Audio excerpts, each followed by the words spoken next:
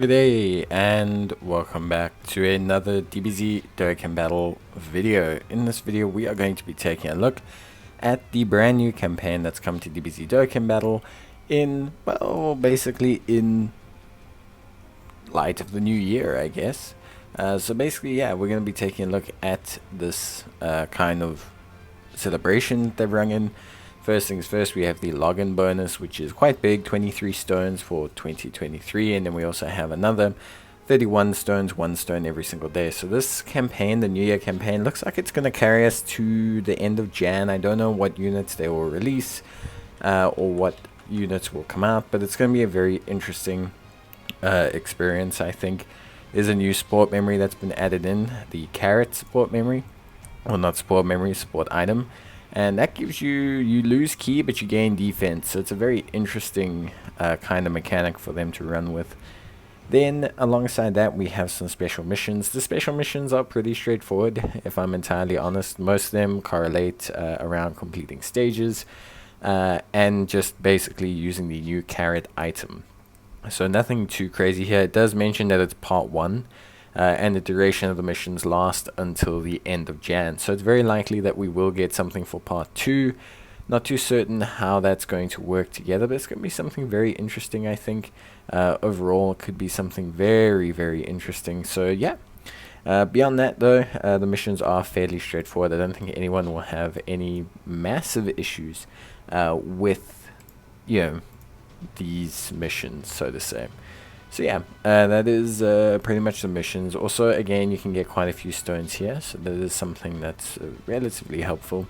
But yeah, I think overall, most players will pretty much be able to handle this. Then there is this growth support campaign. I'm not going to go into it in too much detail, if I'm honest. Something more to cover in another video. This runs a little bit longer than the current campaign. I also haven't included it in the stone count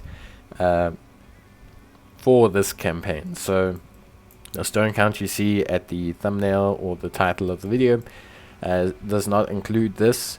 This growth missions I will probably talk about tomorrow, take a bit more of an in-depth look at it. But yeah, it is definitely content that I think is obviously kind of conducive with just getting people started at the beginning of 2023. So it's going to be very interesting, but we will take a look at it, of course. But yeah, overall, a lot of it's to do with growth, training, Dokkan Awakening. There's a lot to do with that, so it's going to be interesting to see how that ties in. It does extend to March, so it will include new characters. You need to do it in 2 weeks. Then we have the 2023 campaign. So far, not too much information, if I'm honest, on the 2023 campaign. There's a new Extreme Super Battle Road that's been released, a new Ultimate Clash that's been released, which we'll be covering in a separate video. And that's kind of it. They announced the EZAs for Gogeta and Broly, which is very awesome. I think a lot of global players were concerned that we weren't going to get that. I'm not too certain why people thought that, but yeah. The Extreme Z battle, pretty awesome. It's always cool to get, some really new Extreme Z awakenings. It's gonna be interesting to see just how good these guys are, which could be a lot of fun. And they're reopening the Vegeta ones for some more Vegeta Blue units, which is going to be great. And yeah, there's just all the weekend login summon bonus missions as well. So looks like we're going to be getting weekend tickets. That's all released here for now. I'm sure there will be more that's released at a later stage, if I'm honest. So yeah, and then chapter 5 of the story will also be released as well. So there is quite a bit that's being added in, I think, overall. So a lot of players, a lot to look forward to, but it's going to be coming over time. But for now, this is pretty much everything they've released, which is fine. And yeah, that's basically it, to cut a long story short. Beyond that though, the Ultimate Clash is a great source of stones, 30 of them as well. And the big news is obviously the Dokkan Fest banner, or the Step-Up Banner. As always around this time of year, we have the Step-Up Banner. We'll talk about whether you should summon on it in another video, but it's a very interesting time, I think, for a lot of people.